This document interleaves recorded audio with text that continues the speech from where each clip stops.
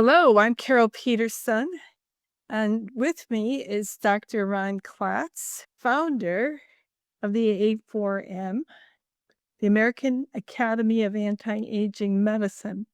This has become one of the most successful medical groups ever.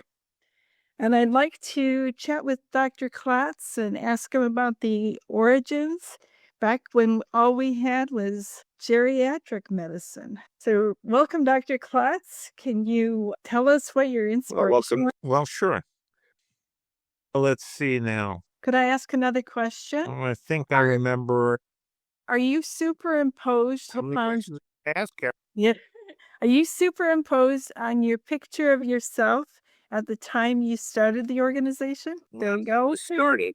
Your younger self back there? I was a little younger back then, yes. Yes. I was maybe about 10 years into it. That photo was 20 years ago.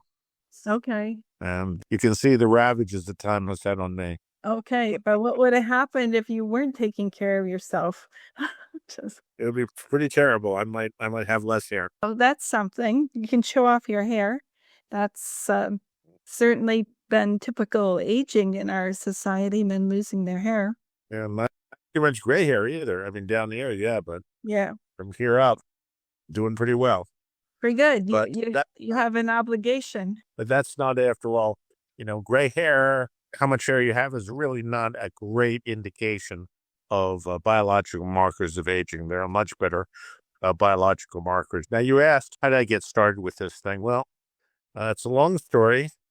Always been interested in aging as an issue. And when I was in medical school, I decided that my specialty, I wanted to pick a big target. And I was thinking to myself, well, is that going to be cancer, heart disease?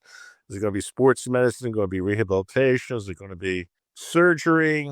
What's it going to be? And I said, what is the biggest target I could pick? And it became very clear to me very soon that the biggest target, after all, was aging. That if you do not age, diseases don't find their way to you. That the diseases are by and large a function of aging. Most of them are anyway. And that got me interested in the concept of aging or anti-aging. And so very early on in the 1980s, I was involved with the American Academy of Aging. And I was involved with some other groups. And there were a couple of very interesting people who were ahead of their time. Dirk Pearson Sandy Shaw, who wrote the book Life Extension. In the early 80s. Around 1982, was it? 81, 82, yeah. Yeah. And I got involved with them in 83 because I read the book and I thought this was right on point. I thought, these guys are really bright. I needed to get into their camp. And their book was a runaway bestseller for over a year. And I think they sold about 2 million copies of their book. Well, and that's a lot of books. And it was all basically saying that aging is not immutable. And aging is a treatable disorder if we just look at it that, as opposed to a problem that cannot be fixed. And so I got friendly with them and I helped them edit a couple of their later books on the topics of anti-aging medicine. I got involved with some research they were involved with. And that told me that it was really time for there to be a medical society that was focused on anti-aging or the prevention of aging-related diseases. Now, in 1991, a fellow at the Wisconsin Veteran Administration decided to take human growth hormone. Oh, yes. And give it to veterans who were bedridden. People, not animals. Who were bedridden, who had lost function in their legs, who were weak, who really could not get around on their own any longer, and had lost a lot of muscle and a lot of function. And miraculously, in this group of patients, he was able to get people out of bed, out of their wheelchairs, off of their crutches, and had them performing extremely well. This was miraculous. And it became clear to me that finally a provable, no argument about it, anti-aging drug has been developed. And it was time to get was trying to start the wheel rolling with regard to medical interventions in aging. And I wrote the book Grow Young with HGH. I was just thinking about that. I certainly have read it back in the day. And that really popularized an awful lot about the concept of anti-aging regenerative medicine. Are you taking a lot of flack, if I could insert here? You took a lot of flack with the term anti-aging, and people were saying, well, that's not true. There's no end result that is anti-aging. We're all aging all of the time. Yet it's still out there. I'm more than others. Yeah, there was a lot of consternation regarding anti-aging. And I said, well, if anti-aging bothers you, what would you rather it be? Pro-aging? These funny, fuzzy thinking individuals kind of said, yeah, we like, we like aging. Aging's a fun thing. Let's all celebrate aging. Grow young with me, the best is yet to be. And I said, oh, that's bunk. I said, no, it is not at all. Getting old means getting infirmed. Getting old opens the door to degenerative disease, and getting old puts you another day closer to death. And I don't think that that's anything to be celebrated. And so we stuck with the term anti-aging medicine, and it has grown and grown and grown. And now the American Academy of Anti-Aging Medicine, Inc., where the AFRM Inc. is now in 130 something different countries around the world. We have 35,000 physician and scientific members. We've trained over 200,000 professionals. And the A4M is the largest and most influential group on the planet, which is pushing the message of advanced preventive medicine. And we believe that aging is, in fact, a treatable condition. And we believe that the cures for most diseases are really at hand. And you just need to live long enough to avail yourself of them. And that's very often a choice of the individual. Even though the doctor may say, oh, gee, your situation is hopeless. It's incurable. Nothing can be done. Well, generally speaking, that means the guy's not up to date with the scientific literature. Yes. Nothing to be done, and there's so many things to be done.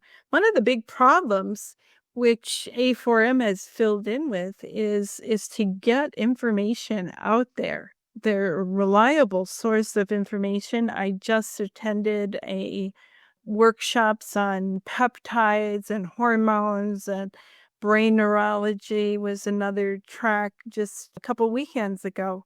And the body of information with this mindset that we can do something to make our lives healthier.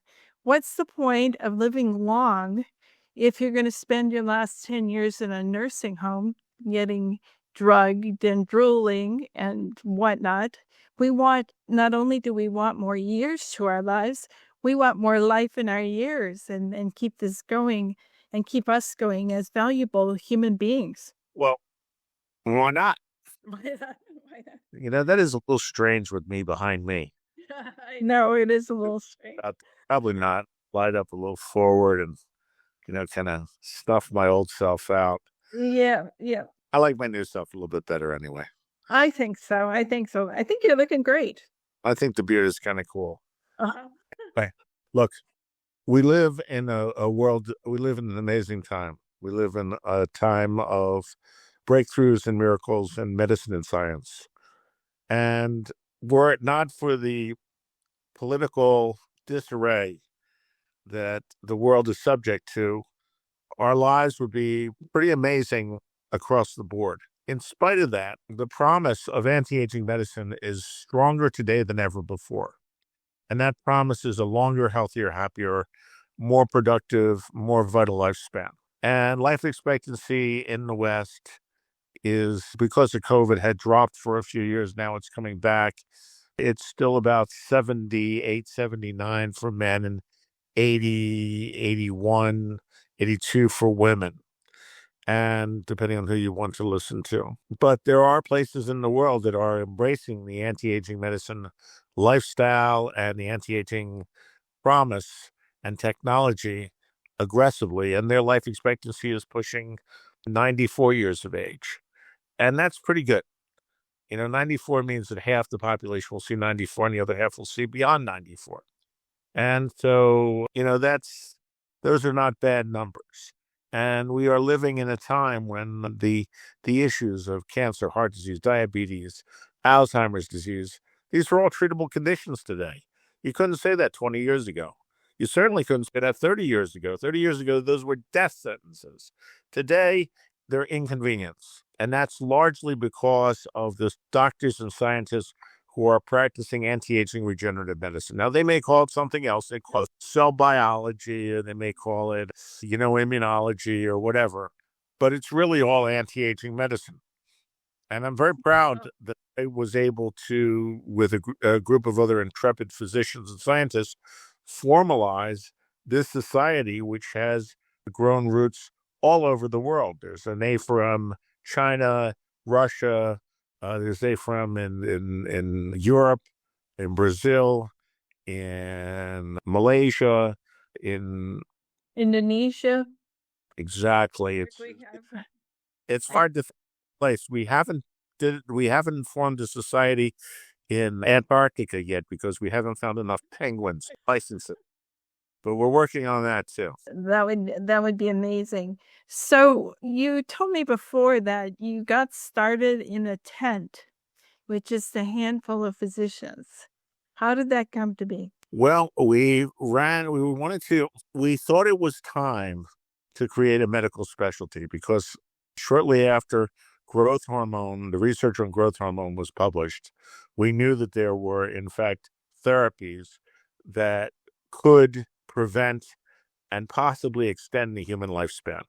Could prevent disease, I should say, and extend the human lifespan. And so we started a medical society of physicians and scientists who wanted to explore those options.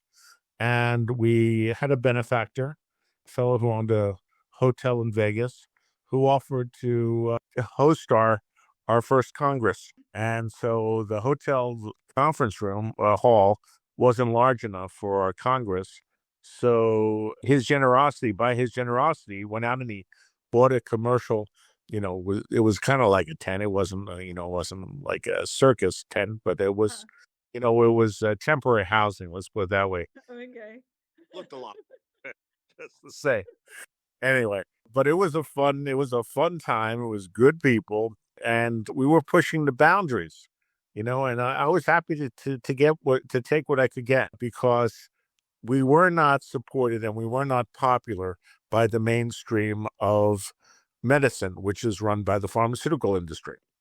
We were people who were pushing up against the paradigm, and anybody who pushed the paradigm ends up getting bad things said about them.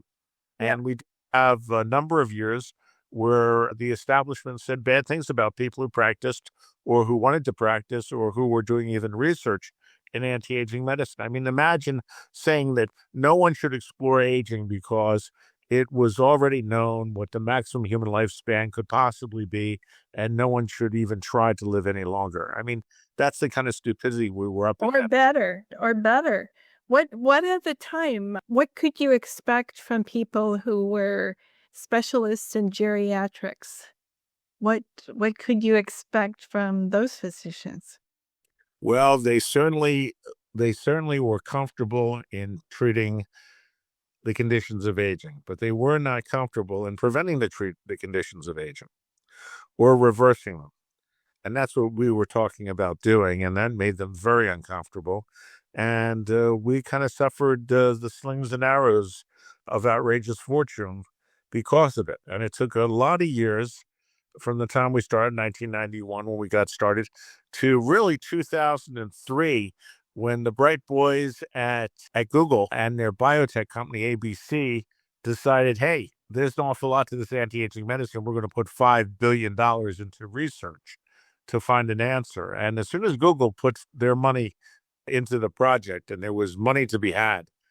All of a sudden, everything changed. The world did a 180, and the media did a 180. And instead of being these kooky, crazy docs who were making outrageous, promises and hoping against hope, we were all of a sudden futurists and visionaries and all the good things. And that was nice, but it taught me a very important lesson, and that is, if there's not money behind what you're doing, the establishment isn't going to support it. But there's a lot of money behind what we're doing now, and there's a lot of support for anti-aging clinical research and regenerative medicine clinical research. And all I can say is there should have been from the beginning, because this has worked. This works now as well as it did at the beginning when we got started. This has always worked. It has always led to a better quality of life, and in many cases, a longer lifespan. I've seen it in hundreds and hundreds and hundreds of people, and I'm hoping that we'll be able to continue this work and bring this message not just to America, but to the whole of the world, and to see a longer, healthier, happier lifespan for everyone. Those are wonderful words to leave it off. I hope we'll get a chance to do this again. I think we should dive a little deeper into this wonderful history. One thing to take, Carol, very important. Get a pencil, get out of the pencil, and write down worldhealth.net, N-E-T, which is the official website of the American Academy of Anti-Aging Medicine.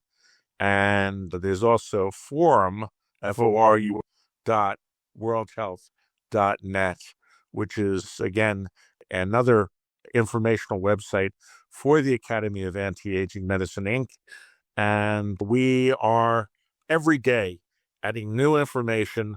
We really have an encyclopedic website for everything that is aging related. And there's just so much great information on there on how to protect yourself from the ravages of old age and how to reverse many conditions of aging, including cancers. So I urge you to check out worldhealth.net and forum.worldhealth.net. Thank you. I think you could say something about the quality of that information, Carol. I think you're uniquely positioned to. Yes, my picture's on there with a pair of glasses on. Thank you for giving me this opportunity to work with you. It's been just amazing. Is your Grow Young with HGH, is your book still available? Well, it's still in print. And, I've published something like 47 books. Yeah, we can go through some of your other books too. Yeah, they're all on, not all, but mostly on the topic of anti-aging, preventive medicine, regenerative medicine, sports rehabilitative medicine. And most of them are still in print, and they're available through Amazon and online. So if you're interested in the topic, the information's out there. And more importantly, the A4M has trained something like 200,000 physicians worldwide. So there's plenty of docs who are practicing this medicine and getting great results. And if you don't have an anti-aging physician, you're missing out, because, physicians are great and they're good for what ails you. But if you want to stay ahead of the curve and you want those bonus years, those extra 5, 10, maybe 20 bonus years, thanks to this technology, then get a hold of an anti-aging physician somewhere. And at worldhealth.net, we list dozens, maybe hundreds of practicing doctors in this field. So we have a directory of physicians as well. Awesome. Well, thank you very much for this opportunity. And we'll be back. Thank you, Karen.